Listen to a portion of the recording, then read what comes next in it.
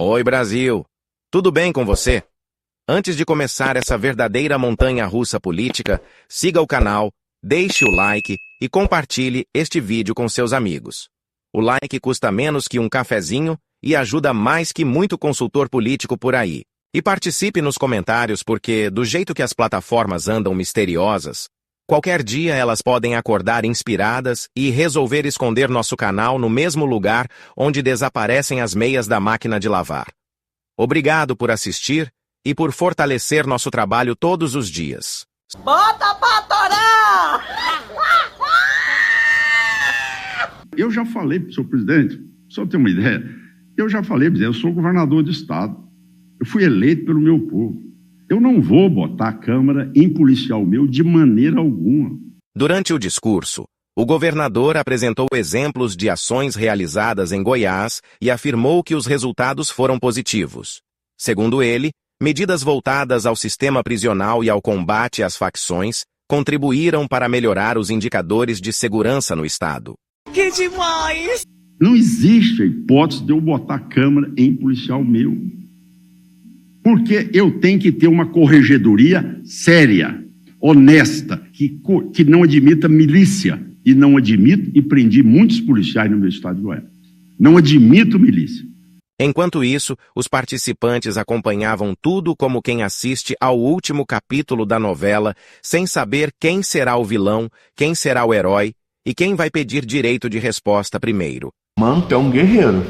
Se tu vier aqui, eu boto do meu lado aqui, sentado aqui, todo o programa aqui pra falar sobre isso aí. Que tu é um cara, tu é um mito. Agora, eu não vou caminhar numa situação como essa, aonde nós estamos aqui apenas a pagar salário e receber ordem do Congresso Nacional e da União para dizer como é que eu vou me comportar em Goiás. Isso é inadmissível, é uma usurpação de poder, é uma invasão de prerrogativa, numa prerrogativa que já está garantida a nós, governadores. Eu acho que o governo federal devia tratar num pacto internacional, porque são 3 ou 4 países só que produzem cocaína.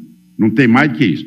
É Venezuela, Colômbia, Peru e Bolívia. Só os 4 que produzem. Quer dizer, por que o Brasil, que é uma potência continental, não movimenta internacionalmente um movimento para dizer, gente, vamos dar alternativa para vocês? Mas não foi só a segurança pública que entrou em campo. A economia também apareceu na conversa e o debate rapidamente virou uma verdadeira partida de tênis político. Eu estou sentindo uma treta! Senhor presidente, hoje, nem a FUNAI entra na Amazônia. Nem a FUNAI entra na Amazônia. A Amazônia hoje ela é 100% comandada pelo Comando Vermelho e pelo PCC. 100%. Mais as facções do México, da Venezuela e da Colômbia. Ninguém entra lá mais. O garimpo, a exportação de madeira e também toda a área de manipulação daquelas pessoas lá, 100% é comandado pelo Comando Vermelho e o PACE. Então eu encerro as minhas palavras dizendo o seguinte, senhor presidente, faça a PEC, transfira a cada governador a prerrogativa de legislar sobre aquilo que é legislação penal e legislação penitenciária. Vocês vão ver. A hora que eu botei regra na penitenciária de Goiás, o crime acabou. Roubava-se 10 mil carros por ano em Goiás, não rouba nenhum mais, tá certo? Não é escritório do crime mais lá dentro. Lá tem regra, quem quiser fazer a parte educativa tem lá instalada, tá, corte e costura, marcenaria, cerâmica, pedreiro, tudo mais. Mas o faccionado, ele tem lá, como é que é chamada? Ele é batizado. O faccionado não pode trabalhar. Ele é batizado. Se ele for trabalhar, ele vai ser punido, a família dele do lado de fora. Então, nós temos que ter ação concreta para tratar disso. Muito obrigado pela oportunidade e a minha proposta é exatamente que esse texto nos dê aos estados a prerrogativa da legislação penal e de penitenciária para nós acabarmos com o crime no país, porque em Goiás eu acabei com ele. De um lado surgiam críticas a governos passados.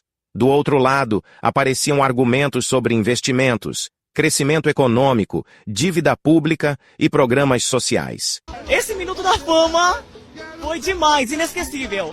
Para pacificar o país, o senhor anistiaria o presidente Jair Bolsonaro? Nenhum país que não esteve em guerra perdeu tanta renda como o Brasil perdeu ali entre 2014, 15 e 16. Ou seja, a fórmula, aparentemente, não funcionou. O senhor vai insistir nela? A ideia de que o Estado seria um grande indutor do crescimento através de volumosos investimentos e papel dos bancos públicos, essa ideia acabou no maior desastre econômico brasileiro do século. Vamos ver o que aconteceu nesse período, logo depois que o senhor teve 2 mandatos, depois veio Dilma. Nós tivemos, como o senhor descreve, uma política voltada para criar superávites primários, ou seja, a capacidade de pagar, de criar o superávit sem considerar o pagamento de dívida. Isto foi se deteriorando já no seu 2º mandato. As propostas, são os números, eu não vou brigar com o IBGE. Mas me dê os números. Não dá, os números são. O senhor passou de 3,5% de superávit primário para um déficit de 4,5% ao final do governo Dilma. Não é verdade. Essa não é verdade. Ok, a gente checa. Eu tive o prazer de indicar 6 membros para a Suprema Corte. O senhor se arrependeu de alguma Não me indicação? arrependo nenhum. Não me arrependo porque eu nunca indiquei alguém para a Suprema Corte para depender de favor deles. Eu indiquei pelo currículo, pela competência das pessoas, e ele foi referendado pelo Senado. Portanto, eu não me arrependo, acho que eles fizeram coisas extraordinárias. A sua própria carreira política recente teve pendurada numa decisão do STF, foi por culpa dela que o senhor foi para a cadeia. E foi por culpa de outra decisão do STF que o senhor está podendo participar da eleição agora. O que o senhor faria diferente? Impeachment de ministros do STF, por exemplo, estaria na sua agenda? Deixa eu te contar uma história fantástica. Pela primeira vez na história do Brasil, eu sou culpado de ser inocente. E aí nós temos um problema que foi a eleição da Dilma de 2014, quando o candidato que ela derrotou não quis aceitar o resultado. Foi a primeira vez. Eu perdi 3 eleições, eu perdi uma para o Collor, eu perdi 2 para o Fernando Henrique Cardoso, e eu voltava para casa para me preparar para outra eleição. O Aécio não.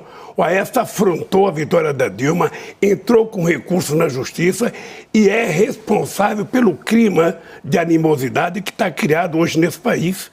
Quem ganhou 4 eleições seguidas ali foi o seu partido. Quem tinha a caneta ali, nós estamos falando até 2014, para gerar um clima assim ou assado, era o seu partido. O senhor está atribuindo uma essencial mudança de clima político a alguém que tinha o direito de pedir a contagem de votos. Não, as coisas começaram a mudar depois de 2014, depois do golpe que deram contra Dilma Rousseff. Até então a gente vivia numa normalidade. Você nunca tentou derrubar um presidente em lugar nenhum do mundo porque ele não estava bem na pesquisa. Nunca. Ou seja, o que aconteceu é que inventaram uma pedalada. O que o senhor chama de golpe, que foi a destituição da presidente Dilma Rousseff, ocorreu dentro das leis e da Constituição brasileira. É possível, do ponto de vista histórico, chegar à interpretação que o senhor faz. Do ponto de vista jurídico, não. A outra colocação que o senhor faz a respeito de quem são os responsáveis pelo clima atual, a gente pode, de novo, do ponto de vista histórico, debater durante um longo tempo. Mas eu queria voltar a um ponto que o senhor mencionou, a respeito dos instrumentos, e quando o senhor se referiu aos acontecimentos de corrupção no seu governo, imediatamente o senhor abordou o que tem sido sua recorrente argumentação, mostrando todos os instrumentos que levaram à descoberta de um esquema de corrupção inédito.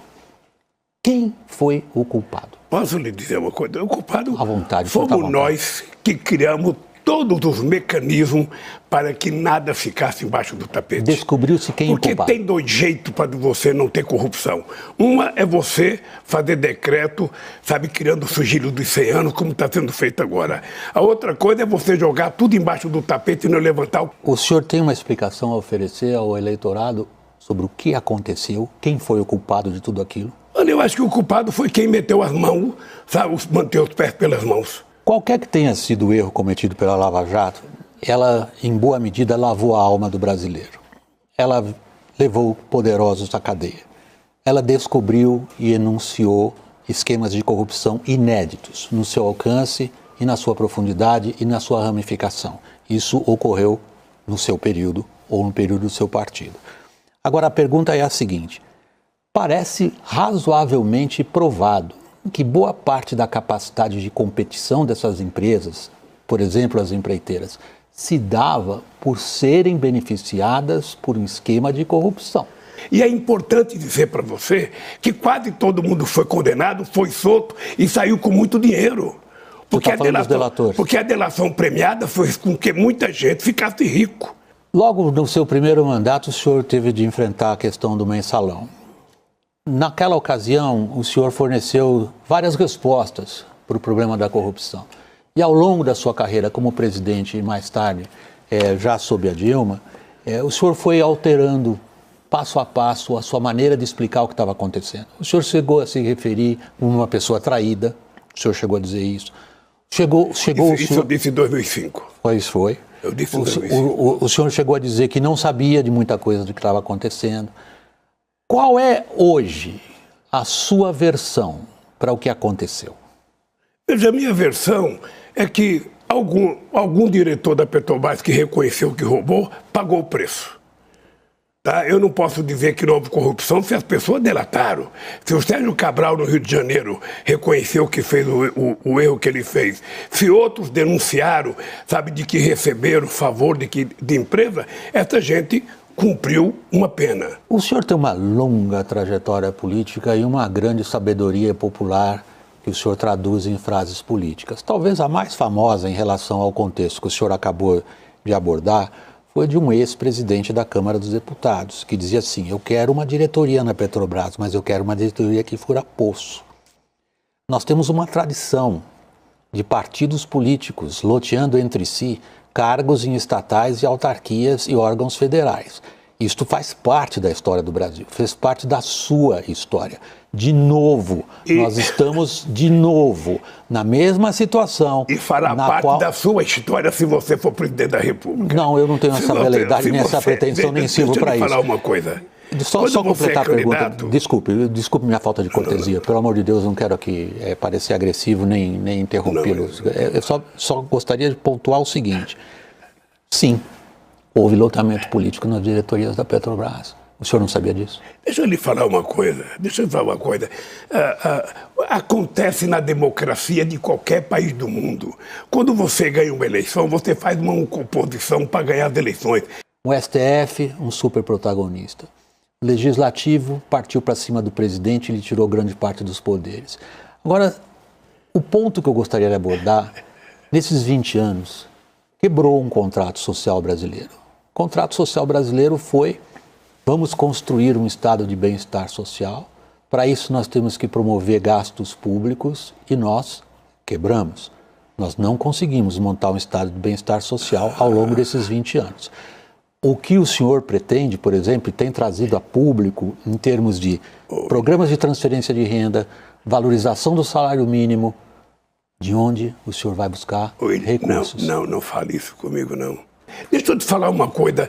Hoje, você já parou para pensar quanto que é a dívida pública dos Estados Unidos? Quanto que é a dívida pública da Inglaterra? Quanto que é a dívida pública da Itália? Quanto que é a dívida pública do Japão? Olha, não tem problema você ter uma dívida se você tiver capacidade de fazer essa dívida para fazer investimento e não para fazer custeio. Você está lembrado do meu discurso quando eu ganhei em 2003? Se quando terminar o meu mandato, todo brasileiro estiver tomando café, almoçando e jantando, eu já cumpri a missão da minha vida.